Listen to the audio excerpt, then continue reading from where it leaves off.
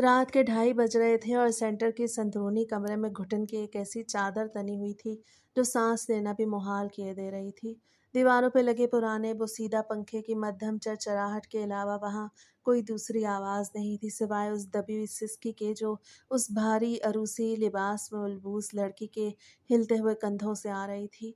मेरे हाथ में निकाह के वो कागजात थे जिन पे कुछ देर पहले ही मौलवी अब्दुर्रहमान के कहने पे दस्तखत होने थे, लेकिन मैं अपने ही हाथों में पकड़े इस कलम को ज़मीन पे गिरने से न रोक सका, क्योंकि उस लड़की ने अचानक जिस अंदाज में अपना घूंघट उलट के मेरी तरफ देखा था, उसने मेरे वजूद का सारा लहू एक ही लम्हे में जमा दिया। उसकी सुर्ख आंखों में किसी किस्म की कोई घबराहट या डर नहीं था, बल्कि वहाँ एक ऐसा हौलनाक और खौफनाक अज़म पल रहा था जो बड़े से बड़े दिल को दहला सकता था। उसे बगैर किसी लम्हे की ताख़ीर के झपट के मेरा गिरबान अपनी उंगलियों में इस फौलादी मजबूती से जकड़ लिया कि मेरा सांस एक ही पल में रुक गया और मेरे कानों में एक तेज़ घंटी सी बजने लगी। वो मेरे चेहरे के इस कदर करीब आ चुकी थी कि उसकी गुस्से से दहकती हुई सांसें मेरे चेहरे को झुलस रही थीं और उसकी आंखों की वो वहशियाना तपिश और चेहरे के वो खतरनाक तासुरात साफ गवाही दे रहे थे कि वो इस कमरे में सिर्फ मजलूम बन के रोने नहीं आई थी, बल्कि उसके दिल में कुछ ऐसा खौफनाक और भयानक तूफान पक रहा था जिसका अंदाज़ा लगाना भी मेरे बस में नहीं था। उसने अपने दूसरे हाथ से अपने महंगे लिबास के अंदर से एक तेज़ धार छोटी सी कातरी या खंजर नुमा चीज़ निकाली और उसे बराह रास्त मेरी गर्दन के करीब लाकर इस तरह रख दिया कि उसकी सर्द नोक मेरी रग को छूने लगी। उसे अपने दांतों को आपस में इस जोर से भींचा कि उसके जबड़े की हड्डियां तक बाहर उभर आईं और एक जहर में बुझी हुई इंतहाई खतरनाक सरगोशी में मुझसे कहा, जाहिद, आज इस कमरे से जिंदा बाहर जाने का रास्ता सिर्फ एक ही है। या तो तुम इस खंजर की नोक से अपने जिस्म का सारा खून इसी फर्श पे बहाने के लिए तैयार हो जाओ, या फिर वो सब कुछ करो जो मैं कहती हूँ, वरना आज इस सेंटर की चार दीवारी के अंदर तुम्हारी ऐसी इबरतनाक मौत लिखी जाएगी कि दुनिया कभी भूल नहीं पाएगी। तुम क्या समझते हो कि तुम गरीबी और मजबूरी का नाटक रचाकर किसी की भी इज्जत के साथ खेल के आराम से बच निकलोगे? आज तुम्हारा ये खेल हमेशा हमेशा के लिए तमाम होने वाला है और इसकी शुरुआत तुम्हारे ही इस जिस्म के टुकड़े की होगी। उसकी ज़ुबान से निकलने वाले उन अल्फाज और गर्दन पे रखी उस तेज़ धार चीज़ की नोक ने मेरी जिस्म का एक एक रेशा हिला के रख दिया था। मेरा पूरा वजूद शदीद खौफ से लरज़ उठा और मुंह से एक भी लफ्ज़ बाहर न निकल सका। मैंने उसकी आंखों में झांक के देखा तो मुझे वहाँ किसी इंसान का नहीं, बल्कि एक इंतकाम की आग में जलती हुई रूह का अक्स दिखाई दिया जो मुझे काट डालने के लिए पूरी तरह तैयार बैठी थी। मेरा दिल चाह रहा था कि मैं चीख के बाहर मौजूद मौलवी अब्दुर्रहमान को पुकारूं, लेकिन उसकी गिरफ्त इतनी सख्त और खंजर का दबाव इतना गहरा था कि मेरी आवाज़ मेरे हलक में ही घुट के रह गई और मुझे साफ महसूस होने लगा कि अगर मैंने ज़रा सा भी हिलने की कोशिश की तो ये लड़की वाकई कोई ऐसा इंतहाई और ख़तरनाक कदम उठा गुजरेगी जो मेरी ज़िंदगी का आखिरी लम्हा साबित होगा, और इस तारीक कमरे में मेरी लाश के अलावा कोई दूसरा गवाह बाकी नहीं बचेगा। और मैंने मजबूरन उसकी बात मानते हुए पूरी रात उसके साथ मैं एक ऐसे अंधेरे रास्ते का मुसाफिर बन चुका था जिसकी मंजिल का मुझे खुद भी इल्म नहीं था, और मैं अपने दिल को यह तसल्ली दे के रोज़ आगे बढ़ता था कि मैं जो कुछ कर रहा हूँ वो किसी की उजड़ी हुई दुनिया को दोबारा बसाने का एक ज़रिया है। मेरा नाम जाहिद है और मैं एक ऐसे ही अजीब व गरीब इदारे में मुलाजिम था जिसे लोग हलाला सेंटर कहते थे। ये कहानी किसी गुनाह की दास्तान नहीं है, बल्कि ये उस कश्मकश की कहानी है जिसमें मेरा ज़मीर सालों तक कैद रहा और मैं एक झूठे दिलासे को सच मान के ज़िंदगी गुजारता रहा। शुरू शुरू में जब मैं बिल्कुल बेरोज़गार था और घर के हालात इंतहाई ख़राब थे तो मुझे नौकरी की सख्त तलाश थी। मेरे वालिद बीमार रहते थे और उनकी दवाइयों के पैसे भी हमारे पास नहीं थे। घर का चूल्हा बड़ी मुश्किल से जलता था और हर महीने मकान का किराया देना एक बहुत बड़ा अजाब बन चुका था। मैं दिन भर शहर की गलियों और बाज़ारों में नौकरी के लिए धिक्के खाता था, लेकिन मुझे कहीं भी कोई काम नहीं मिलता था क्योंकि मेरे पास कोई बड़ी डिग्री नहीं थी और सिफारिश के बगैर इस शहर में नौकरी मिलना नामुमकिन था। इसी परेशानी के आलम में एक दिन मेरी मुलाकात मोहल्ले की मस्जिद के बाहर एक बूढ़े शख्स से हुई जिसका नाम मौलवी अब्दुर्रहमान था। वो सेंटर के करता धरता थे और उन्होंने जब मेरी परेशानी देखी तो उन्होंने मुझे अपने पास बुलाया और बड़े हमदर्दाना लहजे में कहने लगे कि जाहिद मियाँ, तुम एक नेक और शरीफ लड़के हो और मैं तुम्हें एक ऐसे काम की पेशकश कर सकता हूँ जिससे तुम्हारा घर भी चल जाएगा और तुम्हें सवाब भी मिलेगा। मैंने हैरत से उनकी तरफ देखा और पूछा कि मौलवी साहब, ऐसा कौन सा काम है जिसमें दुनिया भी है और आखिरत भी? तो उन्होंने मुझे बड़े प्यार से समझाया कि देखो बेटा, इस दुनिया में बहुत से नादान और गुस्से के तेज़ मर्द अपनी बीवियों को तलाक दे बैठते हैं, और फिर बाद में पछताते हैं और उनके छोटे छोटे बच्चे रुल जाते हैं, उनका हंसता बसता घर उजड़ जाता है। शरीयत में ऐसे टूटे हुए ख़ानदानों को दोबारा जोड़ने के लिए हलाले का एक तरीका मौजूद है, लेकिन माशरे के डर से और शर्मिंदगी की वजह से लोग इस काम के लिए किसी भरोसेमंद बंदे को नहीं ढूंढ पाते। हमने एक ऐसा सेंटर बनाया है जहां ऐसे मजबूर लोगों की मदद की जाती है। तुम वहां आओ, हम तुम्हारा निकाह उन औरतों से पढ़ाएंगे और अगले दिन तलाक हो जाएगी। इस तरह वो औरतें अपने पहले शौहर के पास वापस जाने के काबिल हो जाएंगी और एक उजड़ा हुआ घर फिर से आबाद हो जाएगा। तुम इस काम को कोई नौकरी मत समझो, बल्कि एक बहुत बड़ी नेकी है कि तुम किसी की ज़िंदगी का उजाड़ा ख़त्म करने का सबब बन रहे हो। मौलवी अब्दुर्रहमान की बातें इतनी पुरकशिश, उनका लहजा इतना दीनदाराना था कि मेरे जैसा एक सीधा साधा और मजबूर नौजवान उनके जाल में फ़ौरन फंस गया। उन्होंने मेरे जहन में ये बात बिल्कुल पक्की कर दी कि मैं कोई गलत या गुनाह का काम नहीं करने जा रहा, बल्कि मैं तो एक गैबी मददगार हूँ जो लोगों के मुश्किल वक्त में उनके काम आता है। उन्होंने मुझे ये भी यकीन दिलाया कि इस काम के बदले जो पैसे मुझे मिलेंगे वो कोई उजरत नहीं है, बल्कि वो उनके शौहरों की तरफ से एक हदिया और शुक्राना है जो वो खुशी से देते हैं, क्योंकि मैं उनकी सबसे बड़ी मुश्किल हल कर रहा होता हूँ। मैंने घर आकर अपनी माँ को भी यही बताया कि मुझे एक बहुत ही नेक इदारे में काम मिल गया है जहाँ लोगों के ख़ानदानी मसाइल हल किए जाते हैं, और इस तरह मेरी उस सेंटर में बाकायदा नौकरी का आगाज़ हो गया। सेंटर का माहौल बाहर से देखने में बहुत पुरसकून और पाकीज़ा लगता था। वहाँ हर वक्त तस्बीह और ज़िक्र की आवाज़ें आती थीं, और मौलवी साहब बड़े बड़े चुग़े पहन के बैठते थे, जिसकी वजह से मेरा ईमान उन पे और पक्का हो गया था। पहले ही हफ्ते मेरे सामने एक केस आया जिसमें एक नौजवान लड़की अपने रोते हुए वालिदैन के साथ वहाँ आई थी। उसके शौहर ने गुस्से में 3 तलाक दे दी और अब वो इस सब के घिनौने हादसे के बाद शदीद सदमे में थे। मौलवी साहब ने मुझे अंदर बुलाया और उस लड़की के वालिद के सामने मुझे एक बहुत ही शरीफ और परहेज़गार लड़के के तौर पर मुतारिफ़ कराया और कहा कि ये ज़ाहिद है। ये अल्लाह का बंदा आपकी बेटी की ज़िंदगी बचाने के लिए इस कुर्बानी के लिए तैयार हुआ है। इस वक्त मुझे अपने अंदर एक अजीब सा फ़ख्र महसूस हो रहा था। मुझे लग रहा था कि मैं कोई बहुत बड़ा हीरो हूँ जो इन मज़लूमों की कश्ती को पार लगाने जा रहा हूँ। निकाह की रस्म बहुत सादगी से अदा की गई और मुझे एक मखसूस कमरे में भेज दिया गया जहाँ वो लड़की पहले से मौजूद थी। वो कमरा सेंटर के पिछले हिस्से में था और वहाँ की फ़िज़ा में एक अजीब सी घुटन और उदासी थी। जब मैं अंदर गया तो वो लड़की बेड के कोने में बैठ के बुरी तरह रो रही थी। उसके आंसू रुकने का नाम नहीं ले रहे थे और वो बार-बार अपने पहले शौहर का नाम लेकर सिसकियाँ भर रही थी। मैंने जब उसे इस हाल में देखा तो मेरा दिल थोड़ा-सा पसीजा और मैंने आगे बढ़ के बड़े नरम लहजे में कहा, "आप रोएँ मत, मैं आपका कोई दुश्मन नहीं हूँ, मैं तो सिर्फ़ आपकी मदद करने के लिए यहाँ आया हूँ। अगर मैं ये निकाह न करता तो आप कभी अपने घर वापस ना जा पातीं। इसलिए आप मुझे अपना मुहाफ़िज़ समझें और अल्लाह का शुक्र अदा करें कि उसने आपके लिए ये रास्ता आसान किया।"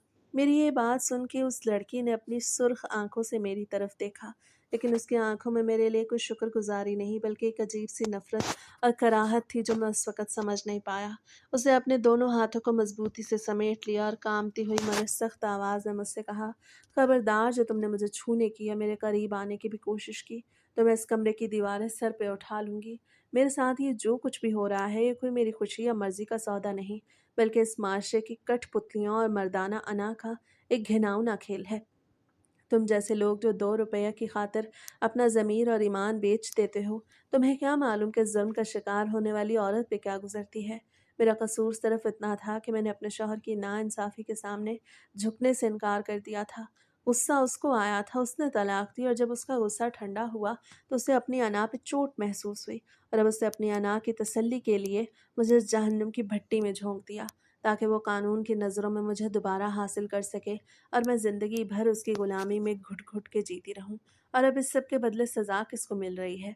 सिर्फ़ मुझे। मेरी इज़्ज़त, मेरी ख़्वाहिशात, मेरे सुकून का खून किया जा रहा है और तुम यहाँ बड़ी मासूमियत का नाटक रचा के मुझे दिलासा देने आए हो कि मैं तुम्हारे इस मकरूर रूप को अपना मुहाफ़िज़ समझ लूँ और अल्लाह का शुक्र अदा करूँ कि तुमने मुझ पे ये एहसान किया। उस लड़की की ज़ुबान से निकलने वाले ये अल्फ़ाज़ किसी तेज़ धार खंजर की तरह मेरे सीने में पेवस्त होते चले जा रहे थे। اس की आंखों के आंसू अब खुश्क हो चुके थे और उनकी जगह एक ऐसा अंगारा चमक रहा था जो इस पूरे सेंटर को राख करने की सलाहियत रखता था।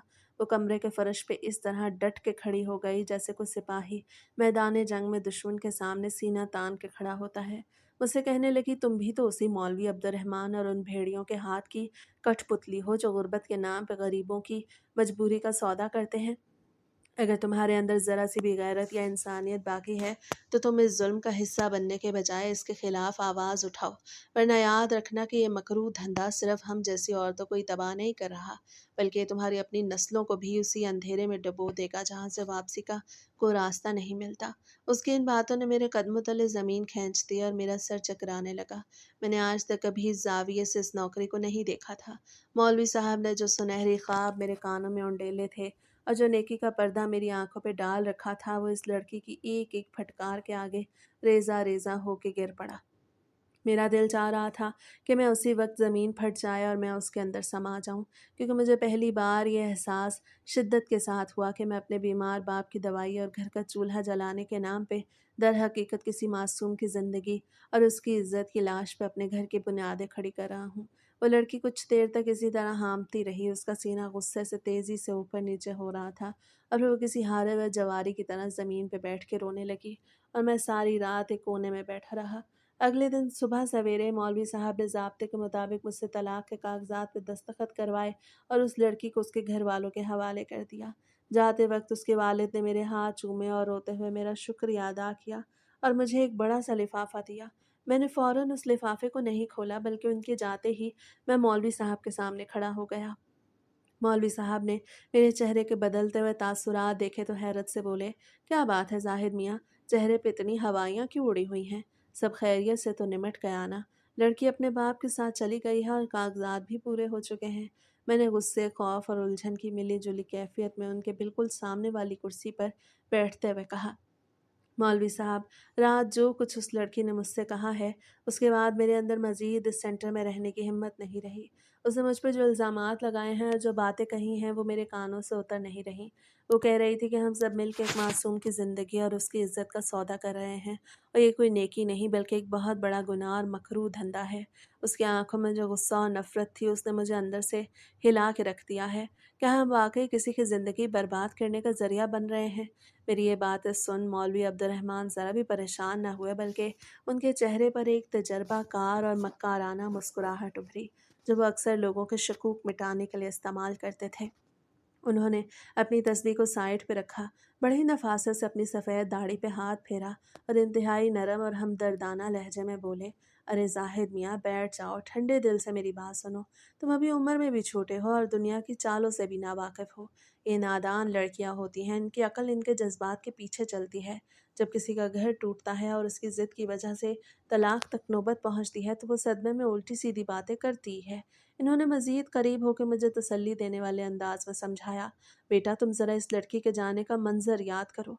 जब वो अपने बाप के साथ बाहर जा रही थी तो उसके बूढ़े बाप ने कितनी आजिज़ी से तुम्हारे हाथ चूमे थे, रोते हुए तुम्हें दुआएं दी थीं और ये भारी लिफाफा तुम्हारी झोली में डाला ताकि तुम्हारे बीमार बाप का इलाज जारी रह सके। क्या वो बाप अपनी बेटी की बर्बादी चाहता था? हरगिज़ नहीं। ये लड़कियां अपनी ज़ुबान और गुस्से की तेज़ होती हैं, लेकिन वक्त गुजरने के साथ जब इनके घर दोबारा आबाद होते हैं और इन्हें असली सुख मिलता है तो यही लड़कियां और इनके घर वाले दुआएं देते हैं कि खुदा ने इस सेंटर और तुम जैसे नेक लड़के के ज़रिए उनकी डूबती हुई कश्ती को बचाया था। मौलवी साहब की ज़ुबान से निकलने वाले ये अल्फाज इतने पक्के और इतने पुरएतमाद थे कि मेरे अंदर की वो तमाम बगावत जो उस लड़की ने जगाई थी, आहिस्ता आहिस्ता मोम होने लगी। उन्होंने बड़े आराम से लिफाफा उठा के मेरे हाथ में थमाया और कहा, ये लो जाहिद, ये तुम्हारी मेहनत का वो हदिया है जिससे आज शाम ही तुम अपने बाप के लिए वो महंगी दवाइयाँ खरीद सकोगे जिनके बगैर वो तड़प रहे हैं। अब तुम खुद ही सोचो, अगर तुम इन जज्बाती बातों में आके ये नौकरी छोड़ दोगे तो क्या तुम्हारा घर चल जाएगा? क्या तुम्हारे बीमार बाप को कोई और आके पैसे देगा? दुनिया की बातें फजूल होती हैं मियाँ। असल चीज़ पेट की आग और घर का चूल्हा है। मौलवी अब्दुर्रहमान के उन मक्कार और पर फरेब बातों ने एक बार फिर मेरे ज़मीर को सुला दिया और मैंने एक कमज़ोर इंसान की तरह उस फरेब को दोबारा सच मान लिया। मैंने वो लिफाफा अपनी जेब में रखा, सर झुकाया और कमरे से बाहर निकल आया, ये सोचते हुए कि शायद वो लड़की वाकई नादान थी और मौलवी साहब ही सच कह रहे थे। घर आकर जब मैंने वो लिफाफा खोला तो उसमें पूरे 20,000 रुपए थे। जब मैंने पैसे अपने हाथ में लिए तो मुझे लगा कि मैंने वाकई को बहुत बड़ा मार का सर कर लिया है, और ये मेरी हलाल की कमाई है जिससे मैं अपने बीमार बाप की दवा खरीद सकता हूँ। मैंने खुशी-खुशी वो पैसे अपनी माँ के हाथ पे रख दिए।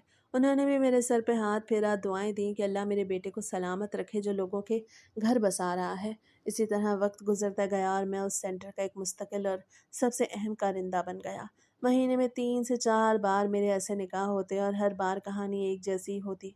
कोई औरत बहुत ज़्यादा रोती तो कोई बिल्कुल ख़ामोश पत्थर बन जाती। लेकिन मेरे ज़हन पे जो नेकी का पर्दा पड़ा था वो इतनी जल्दी हटने वाला नहीं था। मुझे मौलवी साहब ने ये पट्टी पढ़ा रखी थी कि औरतों का रोना उनकी फितरत का हिस्सा है और वो इसलिए रोती हैं क्योंकि वो अपने पहले शौहर की जुदाई पे गमगीन होती हैं, ना कि इसलिए कि वो इस अमल को बुरा समझती हैं। मौलवी साहब अक्सर मुझे कहते थे कि ज़ाहिद मियाँ, अगर तुम जैसे नौजवान इस काम के लिए आगे ना आएँ तो ये माशरा तबाह हो जाए और ये औरतें दर दर की ठोकरें खाने पे मजबूर हो जाएँ। तुम तो इनके लिए एक निजात दहिंदा हो, इसलिए इनके रोने धोने से अपने दिल को मैला मत करो, बल्कि अपने मकसद पे नज़र रखो कि तुम एक अच्छाई का काम कर रहे हो। मैं उनकी बातों को सच मानता रहा और आहिस्ता आहिस्ता मेरे अंदर की इंसानी हमदर्दी एक मिकान की अमल में तब्दील होती चली गई। अब जब भी कोई औरत कमरे में रोती थी तो मैं उसे समझाने के बजाय एक कोने में जाके सो जाता था या फिर अपने मोबाइल में मसरूफ़ हो जाता था, क्योंकि मैं समझता था कि ये सब एक आर्जी तकलीफ़ है जो उस औरत को अपने सुख के लिए बर्दाश्त करनी पड़ेगी। लेकिन उस सेंटर के अंदर एक और तारीक पहलू भी था जिससे मैं शुरू में बिल्कुल बेखबर था, और वो ये था कि यहाँ हर केस इतना सीधा और रजामंदी वाला नहीं होता था जितना मुझे दिखाया जाता था। कई बार ऐसा होता कि औरतें इस पूरे अमल के सख्त खिलाफ होती और वो किसी सूरत उस सेंटर के कमरे में रुकने के लिए तैयार नहीं होती थीं। वो चीखती थीं, चिल्लाती थीं और दरवाजे बजाती थीं। शुरू शुरू में जब मैं ऐसी आवाज़ें सुनता था तो मौलवी साहब से पूछता था कि मौलवी साहब, ये औरत इस कदर क्यों तड़प रही है, तो मुझे घूर के कहते थे, जाहिद तुम अभी नादान हो। उस औरत का शौहर बहुत गयूर है और वो अपनी बीवी को ज़बरदस्ती यहाँ लाया है ताकि उनका रिश्ता बच सके। ये औरत अकल से पैदल है, इसे नहीं मालूम कि इसका भला किस चीज़ में है। तुम अपना काम करो और उन चीज़ों में टांग मत अड़ाओ। मैं उनकी बात मान के खामोश हो जाता, लेकिन दिल के किसी कोने में एक हल्की सी खलिश ज़रूर पैदा होती थी जो मैं दबा देता था। एक बार का वाक़या है कि एक बहुत ही मासूम और कम उम्र लड़की को उसका शौहर और उसके ससुराल वाले रात के अंधेरे में सेंटर में लेके आए। वो लड़की इस कदर खौफज़दा थी कि उसके पैर जम चुके थे और वो अंदर आने से साफ इनकार कर रही थी। उसके शौहर ने सबके सामने उसका बाजू मरोड़ा और उसे धिक्का दे के सेंटर के अंदर फेंक दिया। मैं ये सब देख के हैरान रह गया और मैंने आगे बढ़ के उसके शौहर को रोकने की कोशिश की कि भाई ये क्या बदतमीज़ी है, लेकिन मौलवी साहब ने फ़ौरन मुझे पीछे खींचा और उसके शौहर को दिलासा देते हुए अंदर ले गए। बाद में मौलवी साहब ने मुझे अकेले में बुला के सख्त सुनाई और कहा, ज़ाहिद तुम यहाँ नौकरी करते हो, कोई अदालत नहीं लगा रखी तुमने। हमारा काम सिर्फ खिदमात फराहम करना है। इनका आपसी मामला जो भी हो हमें इससे कोई गर्ज नहीं होनी चाहिए। अगर तुम ज़्यादा शरीफ बनने की कोशिश करोगे तो अपनी नौकरी से हाथ धो बैठोगे, और तुम्हारे बाप की दवाई के पैसे कहाँ से आएंगे। ये सुन के मैं चुप हो गया क्योंकि मेरी मजबूरी मेरे ज़मीर पर भारी पड़ चुकी थी। उस रात उस लड़की का निकाह मुझसे ही पढ़ाया गया। जब मैं कमरे में गया तो वो लड़की फर्श पे बैठ के दीवार से सर टिकाए रो रही थी। उसकी हालत देख के मुझे पहली बार ऐसा लगा जैसे मैं कोई नेकी का काम नहीं बल्कि किसी जुर्म का हिस्सा बन रहा हूँ। मैंने उसके करीब जाके कहा कि देखो बीबी, मैं तुम्हें कोई नुकसान नहीं पहुंचाऊंगा, तुम आराम से बैठ जाओ। लेकिन वो मुझसे कहने लगी, तुम लोग कैसे मुसलमान हो जो दीन के नाम पे औरतों की मजबूरी का तमाशा बनाते हो। मेरा शौहर मुझे दूसरी दफ़ा जानबूझकर तलाक देने के बाद यहाँ लाया है, तुम कहते हो कि ये नेकी है। उस लड़की के उन अल्फाज ने मेरे दिमाग पे एक बहुत बड़ा हथौड़ा मारा। मेरा पूरा वजूद कांप उठा। मैंने सोचा क्या वाकई मौलवी साहब जो कहते हैं वो सच है या इसके पीछे कोई बहुत बड़ा फरेब है। लेकिन अगले ही दिन जब मुझे मेरी तनख्वाह और वो इज़ाफ़ी हदिया मिला तो मैंने फिर से अपने इन सवालों को अपने अंदर दफ़न कर दिया, क्योंकि मुझे अपने घर की गुर्बत दूर करनी थी। और इंसान जब एक बार गुनाह या गलत काम के रास्ते पे चल पड़े और उसे उससे फ़ायदा मिलने लगे तो वो अपने आप को मुतमईन करने के लिए हज़ार बहाने तराश लेता है। मैं भी यही कर रहा था। मैं रोज़ सेंटर आता, निकाह पढ़ाता, तलाक देता और पैसे जेब में डाल के घर से चला जाता। मैंने अपने दिल को पत्थर बना लिया था और अब औरतों का रोना मेरे लिए एक पस मंज़र की मौसीकी की तरह बन चुका था, जिस पर मैं कोई ध्यान नहीं देता था। मुझे यही लगता था कि मैं उनकी मुश्किल आसान कर रहा हूँ और वो सब मेरे इस एहसान के नीचे दबी हुई हैं। लेकिन कुदरत का अपना एक निज़ाम है। वो इंसान को सुधरने के लिए मोहलत देती है, और जब इंसान हद से बढ़ने लगता है तो फिर वो ऐसे असबाब पैदा करती है कि इंसान की आंखें खुल जाती हैं। मैं इस नौकरी में इस हद तक अंधा हो चुका था कि मुझे अपने इर्द गिर्द की सच्चाई नजर आना बंद हो गई थी, और मैं खुद को एक बहुत बड़ा मुसल्ले समझने लगा था, जो लोगों के उजड़े हुए सुहाग को दोबारा जोड़ने का फरीज़ा अंजाम दे रहा है। और यही वो सोच थी जो मैंने मेरी पूरी दुनिया बदलने वाली थी। ये एक बहुत खामोश सी सुबह थी। मैं रोज़ाना के मुताबिक अपने काम के लिए यहाँ आया था। अभी थोड़ी देर ही गुजरी थी कि मौलवी अब्दुर्रहमान के कमरे का दरवाज़ा ज़ोर से खुला। मुझे अपने पास बुला के बोला, जाहिद मियाँ, आज का दिन हमारे सेंटर के लिए बहुत बड़ा और अहम दिन है। ज़रा अच्छे से तैयार हो जाना, नए कपड़े पहन लो और अपने हुलिये को खूब परहेजगाराना बना लो, क्योंकि आज जो लोग आने वाले हैं वो शहर का कोई आम या गरीब घराना नहीं, बल्कि एक बहुत ही मालदार और बाअसर ख़ानदान के लोग हैं, जिनके कदम इस सेंटर में पड़ने जा रहे हैं। मैंने हैरत से मौलवी साहब की तरफ देखा और पूछा, मौलवी साहब, ऐसे बाअसर अमीर लोग हमारे इस छोटे से सेंटर में क्यों आ रहे हैं? क्या उनका भी कोई ख़ानदानी मसला है? मौलवी साहब ने अपनी सफ़ेद दाढ़ी पे हाथ फेरते हुए एक मक्काराना मुस्कुराहट के साथ जवाब दिया, अरे जाहिद मियाँ, तुम नहीं समझोगे। दौलतमंद लोगों की दुनिया ही अलग होती है। उनकी अना, उनकी ज़िद और उनके ख़ानदानी नाक के मसाइल आम लोगों से कहीं ज़्यादा पेचीदा होते हैं। ये लोग अपने गुस्से में बड़े बड़े फ़ैसले कर बैठते हैं और फिर माशरे में अपनी झूठी इज्जत बचाने के लिए इस तरह के दरवाज़ों पर आने पर मजबूर हो जाते हैं। जो लोग आज आ रहे हैं, इनके बारे में सुन लो। इनका ताल्लुक शहर के एक ऐसे सरकर्दा सनतकार और सियासी घराने से है, जिसका नाम सुन के आम लोगों के कान खड़े हो जाते हैं। उनके इकलौते बेटे ने गुस्से के आलम में अपनी बीवी को तलाक दे दी, और अब वो किसी भी कीमत पे अपनी उस बीवी को वापस नहीं लाना चाहता, बल्कि अपनी अना की तस्कीन के लिए उसे इस हलाले के चक्कर में फंसा के हमेशा के लिए जलील करना चाहता है। मैंने कुछ तरद्दुद के साथ कहा, लेकिन मौलवी साहब, अगर मामला इतना बड़ा और हसास है तो क्या इसमें कोई ख़तरा नहीं है? अगर ये लोग कानून या मीडिया की जद में आ गए तो हमारा ये सेंटर तो एक पल में मट्टी में मिल जाएगा। मौलवी अब्दुर्रहमान ने ज़ोरदार कहकहा लगाया और मुझे तसल्ली देते हुए बोला, अरे पागल, कानून और मीडिया हमारी मुट्ठी में है। ये शहर जितना बड़ा है, इसकी गहराइयों में उतने ही बड़े काले धंधे छुपे हुए हैं। इन बड़े लोगों के पास पैसा है और हमारे पास इनके तमाम राजों की चाबियां हैं। वो जो कुछ यहाँ करेंगे उसकी भारी कीमत वो हमें चुकाएंगे। आज इस केस से जो हमें मुनाफा मिलेगा वो पिछले तमाम रिकॉर्ड तोड़ देगा। बस तुम्हें अपना वही पुराना किरदार अदा करना है, एक खामोश परहेजगार और फर्माबरदार शौहर का, जो एक रात के लिए उस दुल्हन का सहारा बनेगा और अगले दिन सुबह होते ही इस खेल का बाप तमाम कर देगा। मौलवी साहब की इन बातों ने मेरे अंदर एक बार फिर से उस लालच को हवा दे दी जो गरीबी के इस अजाब में मेरा सबसे बड़ा सहारा बना हुआ था। मैंने अपने दिल की इस हल्की सी खलिश को एक बार फिर दुबा दिया और अपने कमरे की तरफ वापस आ गया, ताकि उस बड़े और पुरतईश दिन के लिए खुद को तैयार कर सकूं। मैंने सोचा कि भला मुझ जैसे गरीब और बेबस इंसान को क्या गर्ज कि कौन अमीर है और कौन गरीब। मुझे तो अपने बाप की दवाई और घर का चूल्हा जलाने से गर्ज थी, और इस काम के बदले मिलने वाले नोटों की गड्डी ने हमेशा की तरह मेरी अकल पर पर्दा डाल दिया था। दोपहर ढलते ही सेंटर के बाहर बड़ी बड़ी गाड़ियों के हॉर्न की आवाज़ें गूंजने लगीं।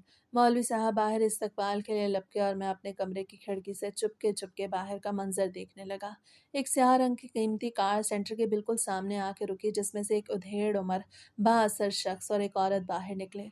उनके चेहरों पे एक अजीब सा गरूर और तकब्बुर साफ झलक रहा था। उनके पीछे एक लड़की थी जो सर से लेके पांव तक महंगे अरूसी लिबास और जेवरात में लदी हुई थी, लेकिन उसके चेहरे पर खौफ के बजाय एक पत्थर जैसी खामोशी और गहरी संजीदगी तारी थी। कुछ ही देर बाद मौलवी साहब के कमरे से आवाज़ें आने लगीं, जहाँ उन तमाम मामलात की आखिरी शराइ तय हो रही थीं।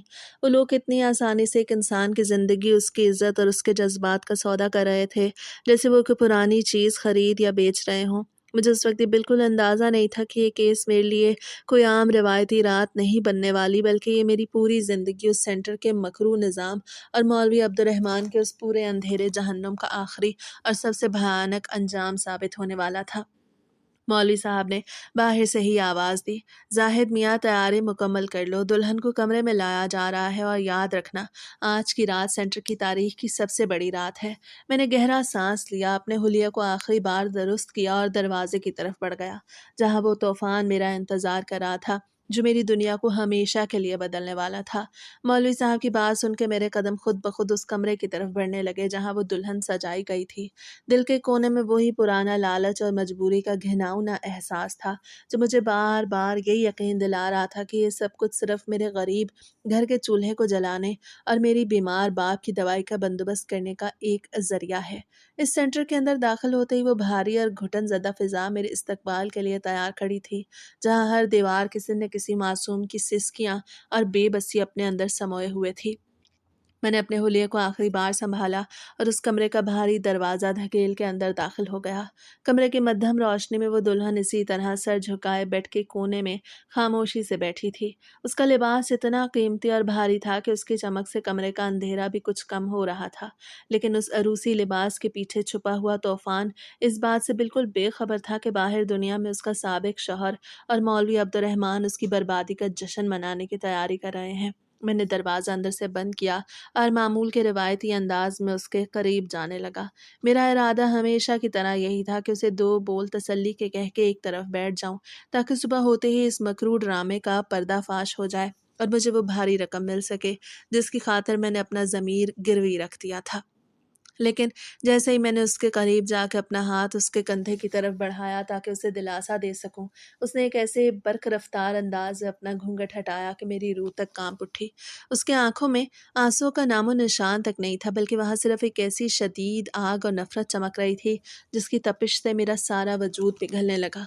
उसका चेहरा बेपनाह हसीन था, लेकिन उस खूबसूरती के अंदर एक ऐसा खौफनाक अज़म छुपा था जिसे देख के बड़े से बड़ा दिलेर इंसान भी लरज़ जाता।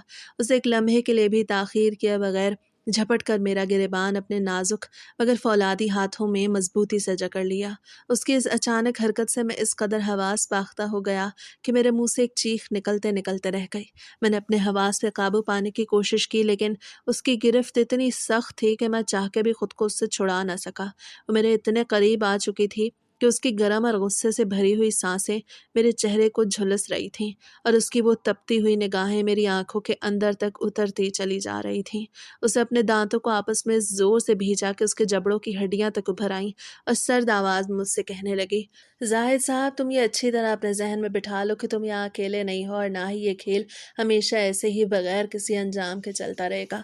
तुम्हारी ये बहुत बड़ी भूल है कि तुमने गरीबी और मजबूरी का नाटक रचा के किसी की भी बेटी की इज्जत और उसके मुस्तकबिल का सौदा करने का ठेका ले रखा है।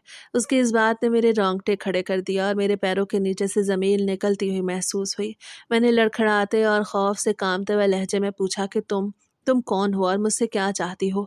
मेरा इसमें कोई कसूर नहीं है। मैं तो सिर्फ एक नौकर हूँ जो मौलवी के कहने पे ये सब करता है, और मैं तो यहाँ तुम्हारी मदद करने आया था। उसके चेहरे पे एक इंतहाई तंजिया मुस्कुराहट उभरी। उसने हंस के कहा, तुम नौकर हो या इस मकरू धंधे के सबसे बड़े करिंदे, इससे कोई फर्क नहीं पड़ता। तुमने जितनी मासूम औरतों के साथ ये खिलवाड़ किया है, उन सब का हिसाब चुकाने का वक्त अब आ चुका है और तुम इस कहानी के आखिरी और सबसे अहम मोहरे हो। इससे पहले कि मैं उससे कोई और बात पूछ सकता, उसने अपने महंगे पर्स से एक छोटी सी डिजिटल रिकॉर्डिंग डिवाइस निकाली और मेरे बिल्कुल सामने कर दी, जिसकी सुर्ख बत्ती मध्यम आवाज़ में टमटमा रही थी और वो इस कमरे में होने वाली हर एक बात को अपने अंदर महफूज कर रही थी। उस आले को देखते ही मेरे होश उड़ गए।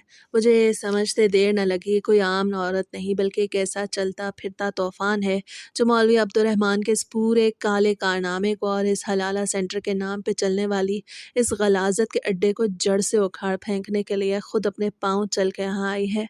मेरा वो सारा झूठा गरूर और वो सुकून जो मैंने हराम की कमाई पे बना रखा था, एक ही लम्हे में इस तरह टूट के बिखर गया जैसे रेत का घिरौंदा होता है। मैंने उसके सामने हाथ जोड़ दिया और लरजते हुए कहा कि खुदा के लिए मुझे माफ़ कर दो। मैं मजबूर था, मेरे घर में बीमार बाप है, मेरी माँ है। अगर ये सब बाहर आ गया तो हम तबाह हो जाएंगे। उसे मेरी इस गिड़गिड़ाहट को मुकम्मल नज़रअंदाज करते हुए और भी सख्त लहजे में कहा कि जब तुम रात के वक्त किसी बेबस लड़के की मजबूरी का तमाशा बनाते थे, तब तुम्हें अपना बाप या घर वालों का ख्याल क्यों नहीं आता था? अब रोने से कुछ नहीं होगा, अब तुम्हें वही करना होगा जो मैं कहूँगी। अगर तुमने ज़रा भी होशियारी दिखाई या मौलवी अब्दुर्रहमान को ख़बरदार करने की कोशिश की, तो ये रिकॉर्डिंग सिर्फ पुलिस के पास नहीं जाएगी, बल्कि इस शहर के हर मीडिया चैनल की सुर्खी बन जाएगी और इस सेंटर के साथ साथ तुम्हारी शराफत का जनाजा भी सरेआम निकल जाएगा। उसकी इन धमकियों के आगे मेरे पास सर झुकाने के अलावा और कोई चारा नहीं बचा था। मैंने उसकी हर बात को एक पत्थर पर लकीर की तरह मान لیا اور پوری رات اس کمرے میں خوف اور دہشت کے سائے میں اس کے بتائے ہوئے لاہ عمل کو سنتا رہا۔ وہ پوری رات سوئی نہیں، بلکہ اپنے اس انتقامی منصوبے کے ایک ایک نقطے کو میرے دماغ میں بٹھاتی رہی۔ صبح کا سورج جب نمودار ہوا تو سینٹر کے باہر وہی پرانی منحوس ہلچل پھر سے شروع ہو چکی تھی۔ مولوی عبد الرحمن کے قدموں کی وہ بھاری چاپ دروازے پہ سنائی تھی جو ہمیشہ میرے اندر ایک عجیب سا خوف پیدا کرتی تھی۔ دروازے پہ دستک ہوئی اور مولوی صاحب کی خوشی سے بھری ہوئی آواز گونجی کہ زاہد میاں دروازہ کھولو، کارروائی کا وقت ہو گیا ہے۔ باہر وہ با اثر شخص اور اس کے لوگ بے صبری سے انتظار کر رہے ہیں۔ میں نے جب کانپتے ہوئے ہاتھوں سے دروازہ کھولا تو مولوی عبد الرحمن کے چہرے پر ایک بڑی سی مکارانہ مسکراہٹ تھی۔ اسے ذرا بھی اندازہ نہیں تھا کہ جس طوفان کو وہ خود اس کمرے میں بند کر کے گیا تھا اب اس کے پورے کالے محل کو راکھ کرنے کے لیے باہر نکلنے والا ہے۔ اس نے اندر قدم رکھا اور خوش ہو کے مجھ سے پوچھا کہ سب خیریت ہے نا، کوئی مسئلہ تو نہیں ہوا؟ میں نے گہرا سانس لیا، اپنے اندر ایک عجیب سی طاقت محسوس کی اور اس کی آنکھوں میں آنکھیں ڈال کے کہا کہ مولوی صاحب سب بالکل ٹھیک ہے، بلکہ آج جو ہونے والا ہے وہ اس سینٹر کی تاریخ کا سب سے بڑا اور یادگار دن ہوگا۔ مولوی صاحب میری اس بات کا مطلب سمجھے بغیر اپنی جیت کے نشے میں مسکراتے رہے اور باہر کے لوگوں کو اندر بلا لیا۔ وہ بااثر شخص فخر سے اندر داخل ہوا اور اس لڑکی کو مخاطب کر کے طنزیہ انداز میں بولا کہ کیوں بھائی، رانی صاحبہ آ گیا نا دماغ ٹھکانے؟ اب معلوم ہوا کہ بغاوت کا انجام کیا ہوتا ہے۔ اس سینٹر وہ جگہ ہے جہاں قانون بھی دم توڑ دیتا ہے۔ اب چپ چاپ طلاق کے کاغذات پہ دستخط کرو اور میرے ساتھ چلو۔ لیکن اس لڑکی نے اپنی جگہ سے ہلنے کی زحمت بھی نہ کی۔ اس نے ایک سرد اور گہری ہنسی ہنس کے کہا، تمہاری یہ غلط فہمی بہت جلد دور ہونے والی ہے میرے شوہر نامدار۔ تم نے واقعی یہ سوچ لیا کہ تم مجھے یہاں لا کے اور برباد کر کے ہمیشہ کے لیے آزاد ہو جاؤ گے، لیکن ایسا کچھ نہیں ہوگا۔ مولوی صاحب نے گھبرا کے کہا، بی بی یہ آپ کیسی باتیں کر رہی ہیں؟ یہ نکاح شرعی طریقے سے ہوا ہے اور اب طلاق کا وقت ہے۔ اس لڑکی نے کڑک دار آواز میں کہا، کیسا شرعی طریقہ اور کیسا نکاح؟ دین اور شریعت کے نام پہ جو یہ مکروہ اور غلاظت کا بازار تم لوگوں نے سجا رکھا ہے، اس کا ایک ایک کالا دھندا اب قانون کے سامنے بے نقاب ہونے والا ہے۔ اور رہی بات اس لڑکی کی، تو یہ مجھے طلاق کیسے دے سکتا ہے جب اس کا اور میرا نکاح جائز ہی نہیں؟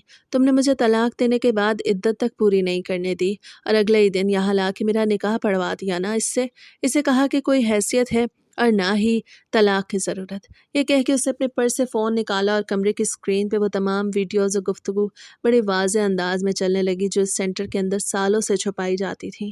مولوی صاحب اور اس باہر سے آنے والے شخص کے ہوش اڑ گئے۔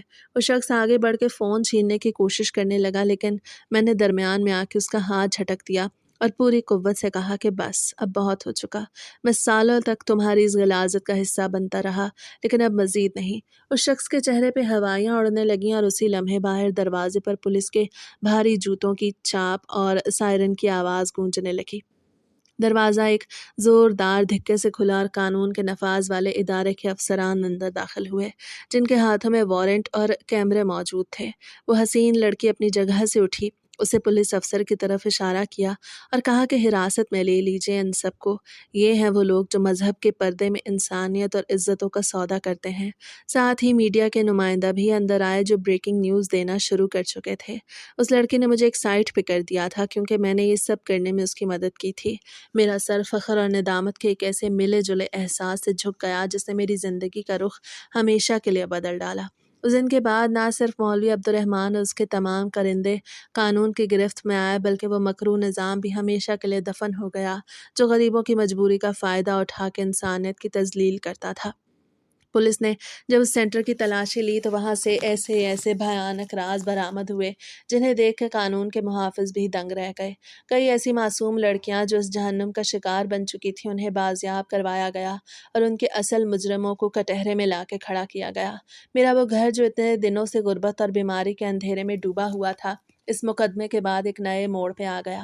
مجھے شروع میں ڈر تھا کہ جب میرے بیمار باپ اور میری ماں کو اس سب کا پتہ چلے گا تو وہ صدمے سے مر جائیں گے، لیکن جب حقیقت سب کے سامنے آئی اور یہ ثابت ہوا کہ میں نے مجبوری کے عالم میں ایک بہت بڑے فریب کا شکار ہو کے اس گند میں قدم رکھا اور آخرکار میں نے ہی اس کا پردہ فاش کرنے میں سب سے بڑا کردار ادا کیا، تو میری ماں نے میرے سر پہ ہاتھ رکھ کے مجھے معاف کر دیا۔ میرے والد کی جو دوائیں بند ہو چکی تھیں، اس کیس کے بعد سماجی فلاحی اداروں اور حکومت کی طرف سے ملنے والی مدد کی وجہ سے ان کا بہترین علاج شروع ہو گیا۔ وہ لڑکی جس سے اس طوفان کو جنم دیا، اس کا اصل نام ماریا تھا اور وہ واقعی شہر کے ایک بہت بڑے اور بااثر خاندان کی بہو تھی، لیکن اس کے شوہر کی ہوس اور گھر والوں کی سازش نے اسے اس جہنم میں دھکیل دیا تھا۔ کیس کے اختتام پہ جب ماریا نے عدالت میں اپنے سابق شوہر کو قانونی طریقے سے ہمیشہ کے لیے شکست دی اور طلاق کا حق حاصل کیا، تو اسے جاتے ہوئے مجھ سے کہا کہ زاہد، تم نے غلط راستے پہ قدم ضرور رکھا، لیکن تم نے آخر میں سچ کا ساتھ دے کر اپنی دنیا اور آخرت دونوں کو بچا لیا۔ اس کے الفاظ میرے دل پہ نقش ہو گئے۔ میں نے اس کے بعد کبھی بھی شارٹ کٹ یا حرام کی کمائی کا راستہ اختیار کرنے کا نہیں سوچا۔ میں نے محنت کی مزدوری کی اور اپنے ہاتھوں کی کمائی سے اپنے گھر کا چولہا جلایا۔ آج جب بھی میں اس وقت کو یاد کرتا ہوں تو میرا پورا وجود کانپ اٹھتا ہے کہ کیسے انسان تھوڑے سے پیسوں اور مجبوری کے نام پہ اپنے ضمیر کا سودا کر بیٹھتا ہے، لیکن اللہ کی لاٹھی بے آواز ہوتی ہے۔ اور جب انسان کسی گناہ کو حد سے زیادہ کرنے لگتا ہے تو وہ کسی نہ کسی ایسے طوفان کی شکل میں آ کر انسان کی آنکھیں کھول دیتی ہے۔ میرا یہ سفر ایک عام انسان سے شروع ہو کے ایک عبرتناک کہانی بن گیا تھا، جس نے مجھے سکھایا کہ انسان جتنا مرضی اندھیرے میں کیوں نہ بھٹک جائے، سچائی کی ایک کرن اس کے پورے وجود کو اجالا کرنے کے لیے کافی ہوتی ہے۔ اور اب میری زندگی کا ہر دن اسی سچائی کی روشنی میں گزرتا ہے، جہاں عزت اور حلال کی کمائی سے بڑھ کے دنیا میں اور کوئی دولت نہیں ہے۔